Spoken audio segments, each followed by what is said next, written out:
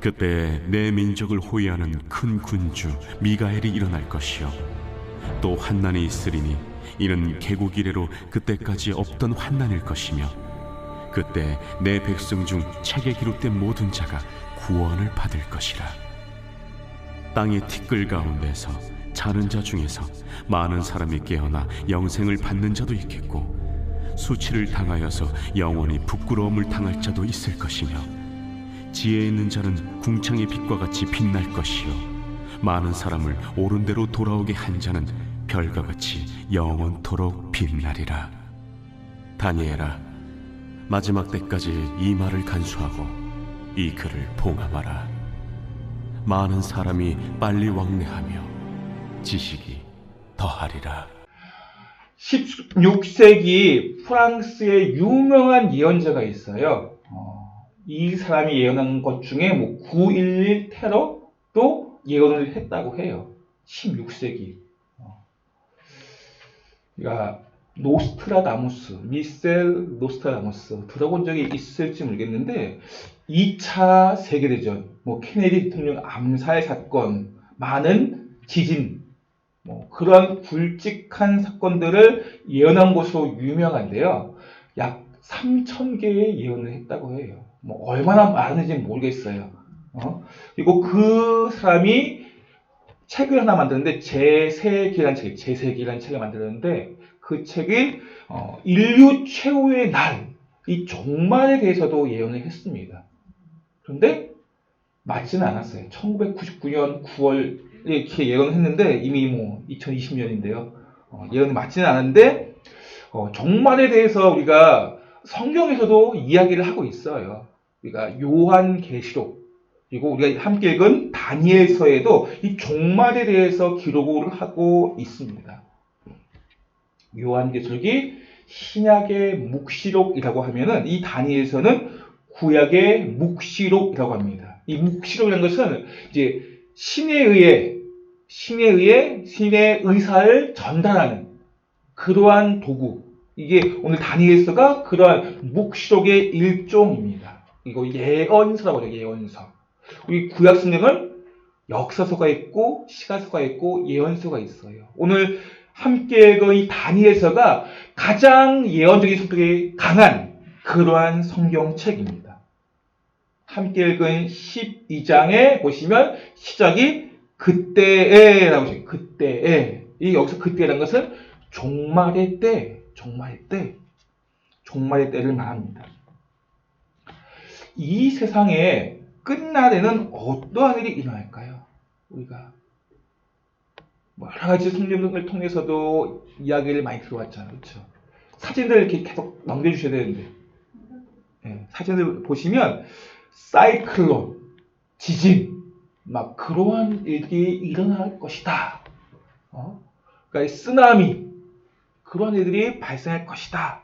미국에서의 토네이도 같은 그러한 환란이 일어날 것이다. 라고 처처의 기근과 지진이 일어날 것을 성경에서도 말씀하고 있습니다. 근데 그런 것도 작은 것이라고 말하고 있어요. 오늘 본문에 보시면 성경에서는 개국 이래 나라가 지구 위에 서진 이후에 가장 큰 환란이 말세에 일어날 것이다 라고 하고 있습니다. 이게 말세의 한 특징이에요. 앞으로 더 큰 지구의 나라가 세워진 이후 가장 큰 환란이 종말 때 있게 될 것이다. 그러한 흔적들이 조금씩 이 땅에 보여지고 있습니다. 말세의 때가 도래했다고 이미 말을 하고 있고요. 어떤 분은 말세의 지말이다 라고 이야기도 하고 있습니다. 이것이 큰 말세의 특징이고요. 또 하나 이 말세의 특징이 4절 말씀에 이렇게 기록을 하고 있어요. 한번 읽어볼게요. 시작. 하반절. 많은 사람이 빨리 왕래하며 지식이 더하리라. 많은 사람이 빨리 왕래하며 지식이 더하리라. 이게 말세의 한 특징이에요. 많은 사람이 빨리 왔다 갔다. 그렇게 아침부터 저녁까지 바쁘게 움직인다는 거예요. 이 말세에는. 지금 얼마나 많은 사람들이 그렇게 바쁘게 살고 있습니까? 이러한 것들이 말세의 한 특징이라는 거예요. 그리고 지식이 더하리라 라는 것은 많은 지식을 가져야 한다. 가질 것이다. 지식이 수없이 증가할 것이다. 배워야 할 것이 얼마나 많습니까? 요즘 보면. 따야 할 자격증이 얼마나 많습니까? 이런 지식의 풍요로움이 말세에 일어난다는 거예요. 말세의 한 특징이라는 거예요. 이처럼 우리가 이러한 하나님의 말씀을 통해서 이 말세의 특징들을 처처해서 나라에서 보게 된다는 것을, 그러니까 말세의 징조가 지금 보여주고 있다는 것을 우리는 이제 느끼게 되고 있습니다. 토네이도가, 쓰나미가, 그러한 많은 자연재해들을 일어날 걸 보면서, 또 말세의 한 특징인 바쁘게 분주하게 움직이고 지식은 이렇게 많은 것들을 배워야 하는 시대에 살고 있는 이러한 특징들을 통해서 말세가 찾아왔다고 합니다. 그런데 말세라면, 정말 우리가 마지막 때라면은 우리가 깨어서 하나님 말씀 앞에 반응하려고 하고 말씀 앞에 바로 서려고 해야 하는데, 그러한 모습을 잘 보지 못하는, 왜 그럴까요? 내가 이 말세의 때를 직접 몸으로 겪지 않았기 때문에. 쓰나미를 직접 몸에 겪어보고 지진을 직접 몸에 겪어보면 좀 다르겠죠. 정말 말세구나. 근데 그것도 또 잠시예요.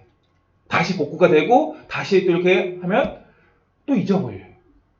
그리고 우리는 이 땅의 즐거움을 위해서, 우리가 이 땅에 행복하게 살아야 되는데 그것만을 목적으로 삼는 삶은 결코 하나님 원하시는 삶은 아니에요.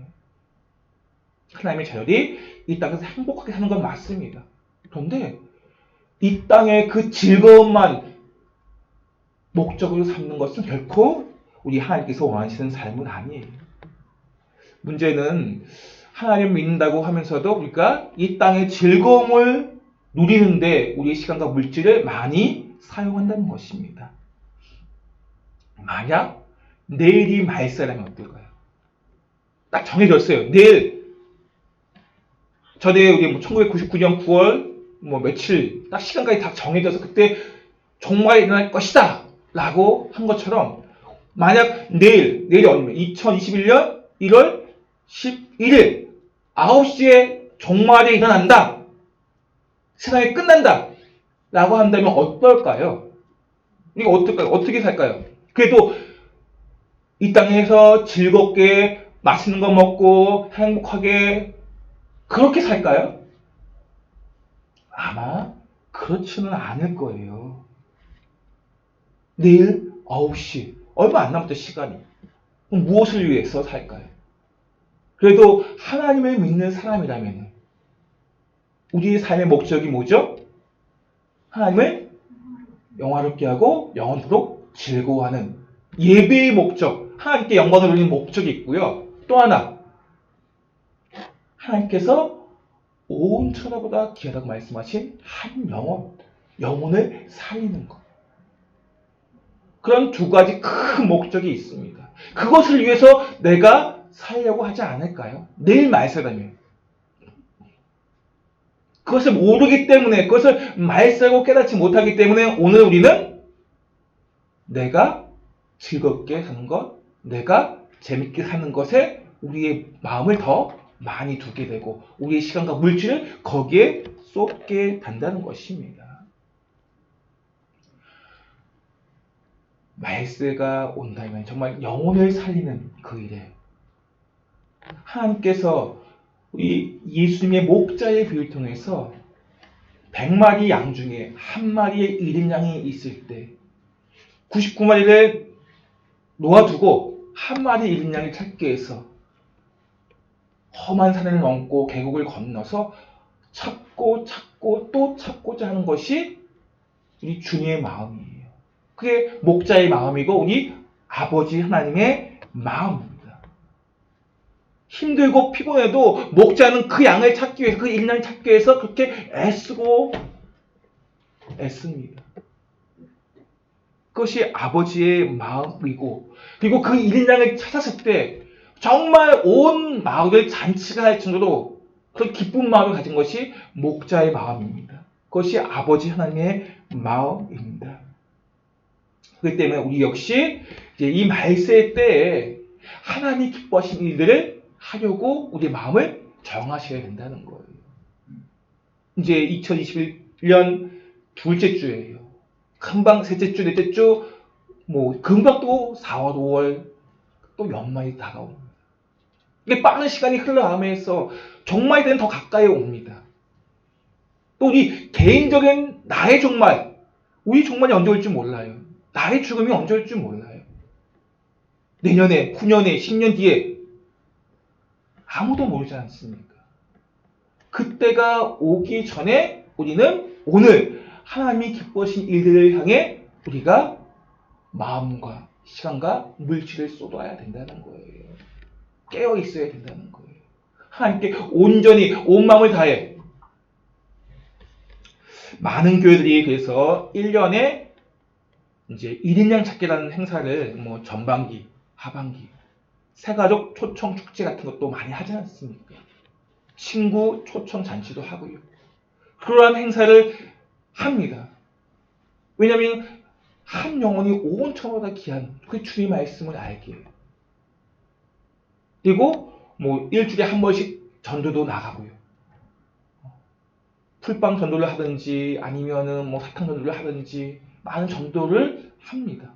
그것이 하나님이 기뻐하시는 일이기에. 근데 이제 2020년은 코로나로 말미암아서 그럴 수 없는 상황이 되었습니다. 하지만 그럼에도 불구하고 우리는 계속적으로 어떻게든 영혼을 살리는 그 일에 깨어 있어야 된다는 거예요. 우리의 마음을 깨우고 우선순위에 두어야 된다는 것입니다. 그것이 가치가 있기 때문에 그렇습니다. 근데 이제 전도하기 참 어렵잖아요. 요즘은 더 어려워졌어요. 이 코로나 때문에. 코로나로 말미암아 기독교의 위상이 더 깎여져 내려갔습니다. 오히려 부정적인 사람들이 더 많이 늘어났어요. 요즘도 보시면 알겠지만 정인이 사건 같은 경우 많이 알려져 있잖아요. 지금 최근에 이슈가 된 사건인데 그 정인이 사건의 양부와 양모도 역시 크리스천이에요. 목사의 아들 딸이라고 합니다. 이제 양모의 아버지도 우리 예장 합동 측 목사래, 포항시. 그래서 총회장 목사님이 사과까지 했어요. 그만큼 이게 기독교의 위상을 많이 깎아내리고 예수님의 이름을, 하나님의 이름을 더럽혀지게 하는 그러한 행위이기 때문에. 또 BTJ라고 해서 이제 열방센터가 있어요. 과거에 신천지가 했던 그러한 모습이 또 반복되어서 숨기는 일. 모이면 안 되는데 또 모였고 그 모인 사람에 대해서 숨기는 일. 예전에 신천지가 그렇게 했었잖아요. 그런 일들도 반복되면서 교회에 대해서, 하나님에 대해서 부정적인 그러다 보면 전도하는 것이 더 어려워집니다.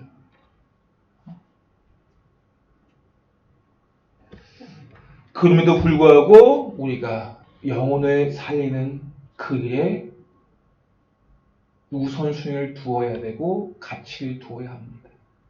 어떻게든 지롭게 영혼을 살릴 수 있는 그러한 일들을 하셔야 된다는 거예요. 그것을 멈추면 되지 않습니다. 멈춰서는 안 되죠. 하나님 앞에 예배드리는 일도 멈춰서는 안 될 것이고 우리가 한 영혼 한 영혼을 찾는 그 일에 멈춰서도 안 될 것입니다. 그렇게 영혼을 살리는 일에 그리고 예배드리는 그 일에 마음을 두고 시간을 드리는 그 삶을 향해 하나님께서 축복하십니다. 3절 말씀 보시면 일에 힘쓰고 애쓰는 삶에 대해서 주시는 축복에 대해 담겨 있습니다. 3절 말씀 함께 읽어보겠습니다. 시작. 지혜 있는 자는 궁창의 빛과 같이 빛날 것이요 많은 사람을 옳은 대로 돌아오게 한 자는 별과 같이 영원토록 빛나리라. 지혜 있는 자와 많은 사람을 옳은 대로 돌아오게 한 자, 그 사람들을 하나님께서 궁창의 빛과 같이 영원토록 하늘의 별과 같이 빛나게 할 것이다 라고 말씀하고 있어요. 얼마나 놀라운 축복입니까? 영원토록 빛나게 하겠다.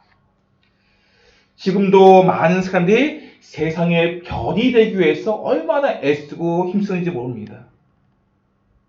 사람들은 별이 되고 싶어 해요. 연예인들 같은 경우도 스타가 되고 싶어 합니다. 하루에 3시간, 4시간 쪽잠을 자면서 그렇게 연습을 하며 준비합니다.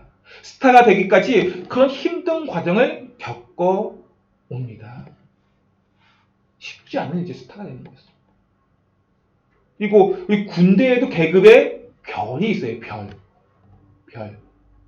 그 별을 달기 위해서 얼마나 많은 군들이 몇십만, 거의 100만 가까이 되는 군인들이 별을 달려고 하겠죠. 근데 뭐 장교만 별을 달 수 있으니까. 별을 달고 싶지만 장교만 별을 달 수 있으니까요. 그 장교들 가운데서도 대부분 다 별을 달 수 없어요. 약 500명. 별을 달고 싶지만 별을 달지 못합니다. 왜냐하면 하늘의 별 따기라는 속담처럼 정말 별을 다는 것은 쉽지 않기 때문에 그렇습니다. 이렇게 별을 달 때 명예가 생기게 되고 물질과 권력을 얻게 됩니다. 그런데 그렇게 힘들게 어렵게 단 별이 얼마나 오래 그 별을 달 수 있을까요? 10년, 20년, 30년, 100년. 아무리 오래 달아도 그걸 100년 이상 달 수가 없어요. 그것이 유한한 인생이기 때문에 그렇습니다. 아무리 별을 달아 그의 업적을 많은 사람들이 알고 있다 할지라도 그 빛남은 오래가지 않습니다. 영원하지 않습니다. 그런데 지혜 있는 자와 옳은 대로 돌아오게 하는 자, 그들은 궁창의 빛과 같이 영원토록 빛나게 할 것이다 라고 말씀하셨어요. 세상 사람들이 그토록 바라고 원하는 별, 그 별은 잠시 잠깐이에요. 하지만 지혜로운 자와 많은 사람을 옳은 대로 돌아오게 하는 자들을 하나님께서 영원토록 빛나게 하겠다라고 약속하셨습니다. 우리 모두가 지혜로운 자, 많은 사람을 옳은 대로 돌아오게 하는 자, 그러한 사명을 잘 감당하여 이러한 축복을 누리시기를 바랍니다. 여기 지혜로운 자, 이 지혜는 세상의 지혜가 아닙니다. 세상에서 탁월하고 IQ가 높고 학벌이 있어 박사학위를 가지고 있다 할지라도 이 구속의 진리, 십자가의 비밀, 이거 하나님의 은혜가 아니면 깨닫지 못해요. 우리 이어령 박사님 아시죠? 이어령 박사님. 지금은 이제 예수님 믿어서 아주 예수님이 자랑을 얼마나 하는지 몰라요. 따님이 목사님이시잖아요. 그 따님. 그 이어령 박사님이 얼마나 똑똑하신 분입니까? 성경도 많이 읽으셨어요. 그러나 그 세상의 지혜로 하나님을 알 수가 없어요. 십자가 비밀을 알 수가 없어요. 이 노년이 되어서 하나님께서 은혜를 주셔가지고 따님을 통해서 예수님을 영접할 수 있는 그 십자가의 비밀을 깨닫게 되었어요. 세상의 지혜는 아무리 많은 것을 가지고 있다 할지라도 하나님의 지혜를 알 수가 없습니다. 반면에 오히려 배우지 못했어도 연세가 많아도 하나님의 은혜로 하나님의 지혜를 깨닫게 되면 십자가의 비밀을 알게 되는 거예요. 믿어지게 되는 것입니다. 십자가의 비밀을 알 수 있는 이 하나님의 지혜는 이제 하나님을 경외하는 삶을 살게 하고 어떤 핍박이나 어려움이 찾아와도 세상과 타협하지 아니하는 전적으로 하나님을 신뢰하고 하나님의 은혜와 뜻을 구하는 삶을 살게 됩니다. 무엇보다도 자신을 부인하는 자기 부인의 삶을 살게 됩니다. 나된 것은 오직 하나님의 은혜입니다 라고 고백을 한다는 거예요. 내가 가지고 있는 건 결코 전할 것이 아무것도 없구나 그것을 깨닫게 됩니다. 이게 하나님의 지혜예요. 내가 많은 것을 가지고 있고 누리고 있고 뭔가 사람들이 부러울 만한 것이 있으면 내가 그것을 자랑한다는 것은 아직도 하나님의 지혜가 무엇인지 모르는 거예요. 세상의 지혜에 마음을 두고 있다는 것입니다. 우리가 하나님의 지혜를 얻게 되고 하나님의 지혜가 우리 삶에 실천되어지게 될 때, 삶으로 나타나게 될 때 궁창의 빛과 같이 빛나는 존재가 될 것이다 라고 하나님께서 약속하십니다. 밤하늘의 그 별빛처럼 아름답고 존귀하고 빛나는 존재로 만들어주겠다라고 약속하셨습니다. 그게 지혜 있는 자의 모습이라는 거예요. 반면에 어리석은 자, 지혜로운 자와 반대편에 있는 어리석은 자는 그러니까 세상 지혜를 추구하는 사람들이에요. 그들은 불법을 행하는 자들로서 지옥불에 던져지게 될 것이고 슬피 울며 이를 갈게 될 것이다 라고 말씀하고 있어요. 우리는 세상의 지혜를 쫓는 자가 아니라 하나님의 지혜를 사모하는 사람입니다. 하나님의 지혜를 얻고자 해야 될 것이고 그 지혜로운 삶을 살아야 합니다. 그러할 때 밤하늘의 별과 같이 빛나고 영광스럽고 존귀한 존재가 될 것입니다. 그런 지혜 있는 자가 되시기를 예수님을 축복합니다. 두 번째로 옳은 대로 많은 사람을 옳은 대로 돌아오게 한 자, 이들에게 하나님께서 어떻게 하신다고요? 어떻게 하신다고요? 별과 같이 영원토록 빛나리라 라고 축복 주신다고 말씀하고 있어요. 많은 사람을 옳은 대로 돌아오게 하는 자. 여기서 옳은 대라는 것이 뭐예요? 옳은 대. 옳은 대라는 것은 의로운 상태. 의로운 상태라는 거예요. 의로운 상태. 죄인인 인간은 결코 의로울 수가 없습니다. 우리는 결코 의로울 수 없는 존재예요. 의로우신 분은 하나님 한 분밖에 없습니다. 그런 우리가 예수 그리스도 말미암아 의로우신 하나님과 관계를 맺을 수가 있게 됐어요. 여기서 의로우신 하나님과 바른 관계를 가지는 상태, 이것을 바로 옳은 대라고 말씀하고 있는 거예요. 다시 말씀드리면 참된 의가 되시는 예수님과 함께 그 예수님께 인도하는 자, 이게 바로 옳은 대로 인도하는 자입니다. 많은 사람을 옳은 대로 돌아오게 한다는 것은 참된 의가 되시고 진리이신 예수님께로 인도하는 사람들, 그게 바로 옳은 대로 돌아오게 하는 자입니다. 많은 사람들을 진리 대신 예수님께로 인도하는 사람, 그들을 하늘의 별과 같이 빛나게 할 것이다. 그것도 영원토록. 우리가 많은 잃어버린 영혼들, 죽어가는 영혼들 향해서 예수님께로 인도하고자 하는 그러한 마음이 있으셔야 돼요. 나만 예수님 믿고 천국 가면 되지, 그게 아니에요.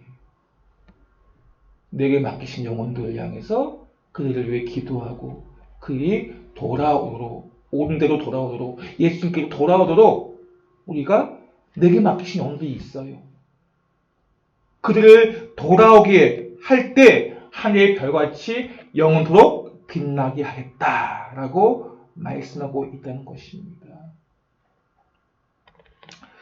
우리의 삶은, 우리의 생각은 우리가 이 땅에서 편하게 살고 넓은 집에서 편한 시설 가지고 많은 사람들도 존경받는, 인기 있는 그러한 삶, 그것을 행복하다 여기고 그게 좋게 보입니다. 그래도 편안하게 여유 있게 넓은 곳에서 그래도 누릴 거 누리면서 사람들이 부러워하는 존경받는 그러한 삶을 살고 싶어 합니다. 그것이 행복이요, 그것이 기쁨이라고 여깁니다. 물론 하나님께 그런 은혜를 주실 수도 있겠지만 죽음 이후에 우리가 영원한 삶으로 이어지지 않았다면, 예수 그리스도로 인도함 받지 않는 삶이라면은 오늘 2절 말씀처럼 수치를 당하고 부끄러움을 당할 수밖에 없어요. 영원히 부끄러움을 당하게 될 것이다. 영원히 수치를 당하게 될 것이다. 이것이 예수님께 인도함 받지 못한, 예수님을 만나지 못한 자의 삶이 될 것입니다. 우리의 삶의 시작, 그래서 예수님께로 내가 인도함 받은, 예수를 영접한 그날이 새로운 시작이 되는 거예요. 우리 인생에. 세상의 지혜, 세상에 속한 삶은 결코 우리를 영화롭게 할 수 없습니다. 내가 예수님께 속해 있고 예수님으로부터 주신 그 십자가의 비밀을 깨닫고 예수님의 십자가에 붙잡고 그분과 동행하는 삶을 살려고 할 때 우리의 삶은 영화로운 삶을 향해 나아갈 수 있는 것입니다. 우리 기독교의 시간과는 직선적인 시간이에요. 직선적인. 시작이 있으면 끝이 있어요. 이미 시작은 되었고 언젠가 끝이 있게 됩니다. 그 끝이 오기 전에, 그 종말이 오기 전에 이제 우리는 이 직선의 선 속에서 아주 정과 같은 시대를 살고 있는 거예요. 우리의 100년은 이 직선 속에서 점이에요, 점. 그 점과 같은 100년의 시간 속에 내가 예수님을 믿고 사느냐, 아니면 믿지 아니하고 영원히 부끄러움과 수치를 당하느냐.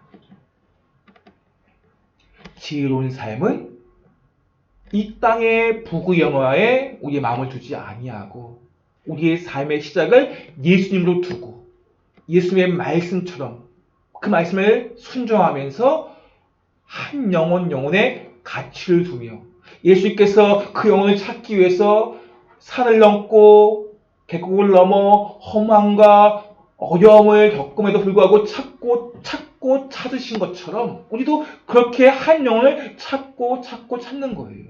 한 영혼 찾는 게 쉬운 게 아니에요. 그러나 그렇게 찾고 찾을 때 낫때 열매를 못 맺을 수가 있어요. 하지만 뿌리면 언젠간 거두게 된다는 거예요. 하나님께서 우리의 삶을 통해 우리가 시간과 물질과 마음을 들여 뿌릴 때 언젠가는 열매 맺게 하시고 한 영혼을 그 생명을 거두어 주신다는 거예요. 그렇게 한 영혼을 바라보며 가치 있는 삶을 사는 것이 바로 지혜로운 삶입니다. 생명의 가치, 영혼의 가치를 깨닫고 그 영혼이 함께 예수님께로 돌아오게 하는 자, 그들을 하나님께서 하늘의 별과 같이 영원토록 빛나게 하겠다. 오늘 이 말씀, 이제 올 한 해 우리가 어떤 바쁨과 분주함이 있다 할지라도 하나님 앞에 나아가 예배드리는 그 삶, 어떤 힘듦과 어떤 어려움이 있어도 코로나가 우리를 막는다 할지라도 우리가 하나님 앞에, 장소가 중요한 게 아니에요. 내가 하나님 앞에 예배자가 되는 게 중요한 거예요. 어디에 있든지 간에 내가 하나님 앞에 예배를 드리겠습니다. 하나님을 경외하겠습니다. 나의 모든 삶, 내가 가지고 있는 모든 것 아무 의미가 없습니다. 주님, 오직 주님만이 나의 의미가 되시고 소망 되시고 기쁨이 되십니다. 그러한 고백과 함께 이제 한 영혼, 온 천하보다 귀한 한 영혼의 가치를 두고 우리의 시간과 물질을 드리는 삶, 그러한 지혜 있는 자, 그러한 많은 사람들이 온전히 돌아오게 되는 자를 통해서 하나님께서 하나님의 별과 같이 영원토록 빛나게 하겠다. 그러한 축복을 누리시는 우리 모두가 되기를 바랍니다. 이제 우리도 작년에 이제 우리가 1주년을 하면서 이제 성산이 한 분을 우리가 작은 금액이지만 돕고 있어요. 개척교회이지만 그렇게 우리에게 주신 은혜가 있고 주신 또한 많은 우리에게 또 흘려 보내시는 분이 있어요. 우리도 역시 흘려 보내야 돼요. 앞으로 한 곳, 두 곳 계속적으로 우리가 후원할 수 있는, 흘려보낼 수 있는, 왜냐하면 그 일이 그분들이 영혼을 살리는 일을 하고 있기 때문에, 열방을 살리는 일을 하고 있기 때문에 그들에게 흘려보내면서 그렇게 우리가 또 영혼을 살리는 일에 우리의 마음을 두고 물질을 드리는 삶. 이렇게 올 한 해도 한번 작정하시고, 금액의 액수는 중요하지 않아요. 1,000원이든 2,000원이든 학생들도 있는데 용돈에서 조금 떼어서 11조를 우리가 이제 분리하는 것처럼 우리가 물질 주인이 내가 아니고 하나님이시기 때문에 물질 주인이 하나님이심을 표시하는 거예요. 내가 물질의 노예가 되지 않기 위해서, 물질이 나를 흔들지 않기 위해서 그렇게 떼어서 하나님께 드리고, 또 영혼을 살리는 그 일에 우리가 마음을 드릴 때 하나님께 그것을 기뻐하시고, 그러한 삶이 바로 지혜 있는 자의 삶이에요. 그 삶을 하나님께서 영원토록 빛나게 하시겠다고 약속하셨습니다. 오늘 이 말씀 붙드시고 영원토록 빛나는 지혜 있는 자의 삶을 사시는 오늘도 되시기를 예수님으로 간절히 축원드립니다.